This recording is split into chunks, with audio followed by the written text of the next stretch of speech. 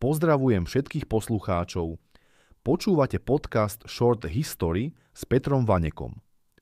Hlas v tomto podcaste bol naklonovaný umelou inteligenciou.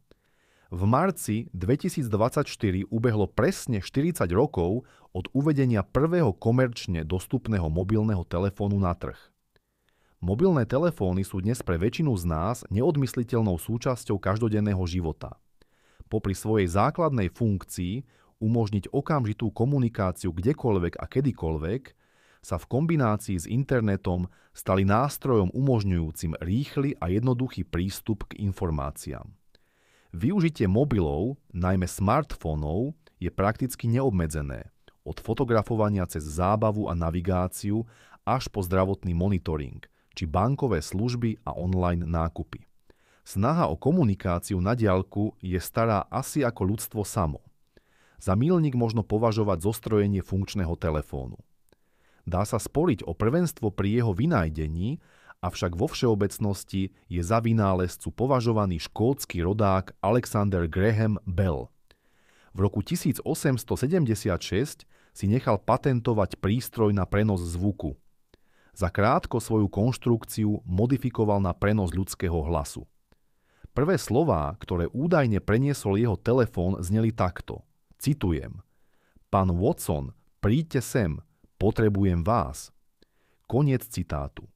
Spomínaný Thomas Watson nadšene pribehol z nedalekej miestnosti a informoval Alexandra Bella, že prístroj funguje a ako dôkaz zreprodukoval jeho slová. Zásadný prelom prišiel o takmer 100 rokov. Dňa 3. apríla 1973 vytiahol Marty Cooper, inžinier spoločnosti Motorola, prístroj krémovej farby s anténou zo svojej kapsy na známej 6. Avenue v New Yorku. Ako sám popísal v rozhovore pre BBC, zavolal svojmu kolegovi z konkurenčnej spoločnosti Bell Laboratories. Okoloidúci sa nechápavo prizerali. Spomínaný Marty Cooper je dnes označovaný za otca mobilného telefónu.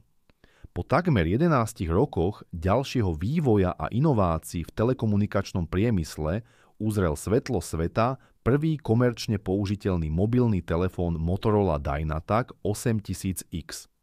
Písal sa rok 1984.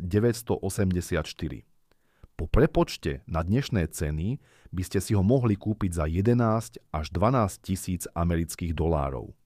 Telefón vážil takmer 800 gramov a mal 15 cm anténu. Nepodporoval možnosť poslania správy či fotografovania. Skrátka, dalo sa s ním len volať a aj to maximálne 30 minút. Následné nabíjanie batérie trvalo 10 hodín. Bez používania vydržal v režime standby približne pol dňa. Samozrejme, nezaháľala ani konkurencia. Napríklad spoločnosť Nokia už v roku 1982 predstavila prenosný telefón Mobira Senator. Vážil takmer 10 kg a teda nebol vhodný pre bežné použitie. Na akom princípe vlastne funguje telefonát z mobilu?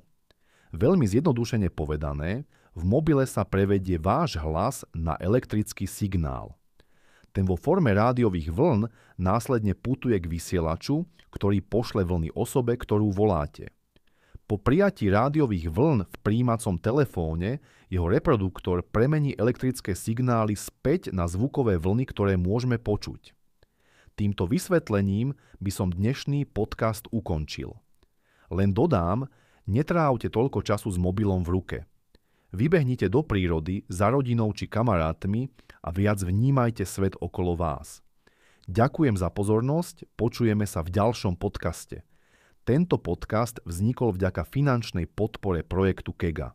Číslo 008 UCM spojovník 4/2022. Názov projektu Podcasty ako inovatívna súčasť výučby všeobecných dejín 20. storočia.